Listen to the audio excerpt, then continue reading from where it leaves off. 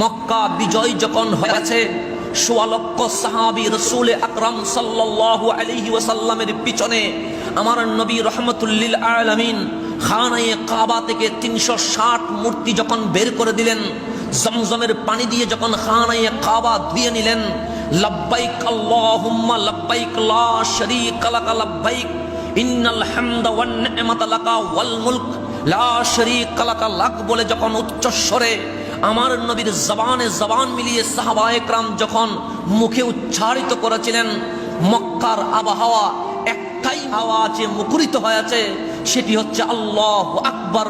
যেখানে মূর্তি পূজা করা হতো সেখানে সেই মক্কার আকাশে বাতাসে রবের নাম যখন সব দিকে ছড়িয়ে পড়েছে, বিজয়ের পতাকা খানায়ে কাবার উপর যখন আমার নবী তুলে দিয়েছেন, তখন আমার নবীর সাহাবী সিদ্দিক আকবর, আমার নবীর সাহাবী ফারুক আজম, আমার নবীর সাহাবী উসমান যুন্নুরাইন, আমার নবীর সাহাবী মাওলায়ে কায়নাত সাইয়্যিদুনা আলী রাদিয়াল্লাহু তাআলা আনহুম সহ ১৬ লক্ষ সাহাবী যখন একজনকে আরেকজন জড়িয়ে ধরে ঈদ পালন করতে লাগলেন, যেই মক্কা থেকে বের করে দিয়েছে সেই মক্কা যখন মুসলমানদের অধীনে চলে আসলো, যখন সবাই আনন্দ উচ্ছ্বাস করছে, আমার নবী ডাক দিলেন, আমার বেলাল কোথায়?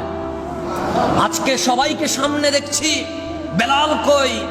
সাহাবায়ে কেরাম বললেন কোনায় দাঁড়িয়ে আছে।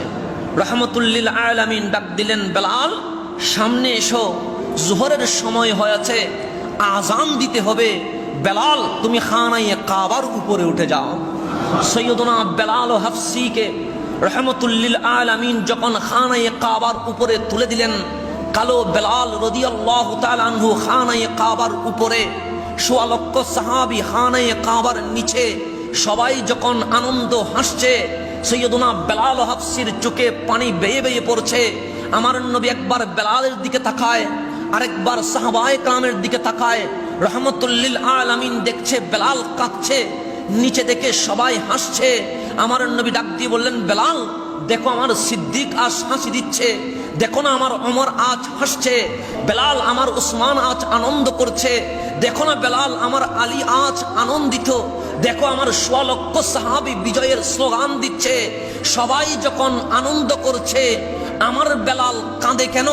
তখন সৈয়দুনা বেলাল হাফসি চিৎকার করে বললেন, ইয়া রাসূলুল্লাহ, আমি ছিলাম দাস, আমি কালো নিগ্র বলে আমাকে মানুষ মারত, চলতে গেলে মারত, হাঁটতে গেলে খারাপ ব্যবহার করত, উঠতে বসতে আমার উপর নির্যাতন করত, আমার কোনো অধিকার ছিল না।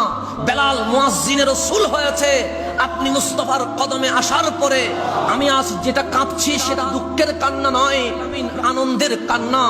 নিগ্র কালো বেলাল, যেই বেলালের কোনো মর্যাদা ছিল না, সেই বেলাল আজ খানায়ে কাবার উপরে, আর জলিল কদর সাহাবায়ে কেরাম খানায়ে কাবার নিচে। বেলাল কালো, বেলাল কাবার উপরে, কিন্তু বেলালের চেয়ে ফজিলতপূর্ণ সাহাবায়ে কেরাম খানায়ে কাবার নিচে। নবীরেই এমন সমতা, এমন মানবাধিকার, এমন বাস্তবতা উদাহরণ পৃথিবীর জমিনে আর কোন রাষ্ট্রনায়ক দিবে না, যেটা আপনি মুস্তাফা দিয়ে দিয়েছেন।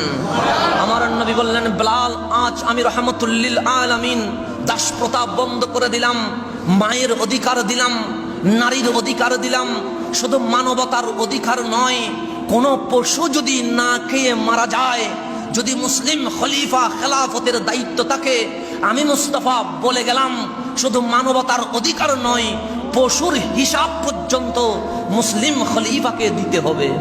সেই জন্য ফারুক আজম বলেন, আমি মক্কা মদিনার অলিতে গলিতে এই জন্য ঘোরাঘুরি করি যেন কোনো কুকুর না খেয়ে মারা না যায়, কারণ কুকুর যদি না খেয়ে মরে যায়, কাল হাসরের ময়দানে এটার হিসাব আমি ওমরকে দিতে হবে।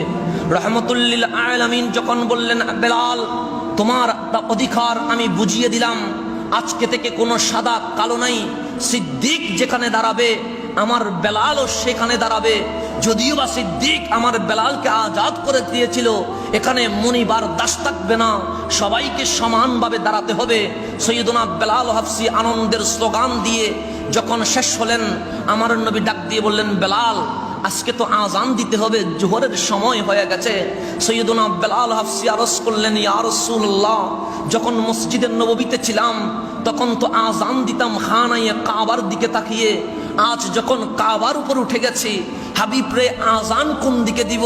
রহমতুল্লিল আলামিন বলছেন, বেলাল, আজ যখন মানুষ মানুষের অধিকার পেয়েছে, আজ যখন পশু পশুর অধিকার পেয়েছে, আজকে আরেকটা অধিকার মানুষ জেনে যাক। যতদিন মসজিদে নববীতে ছিলা ততদিন আজান দিয়েছ কাবার দিকে, আজ যখন কাবার উপর উঠে গেছো, কাবা মুস্তাফার দিকে আজান দিয়ে দাও।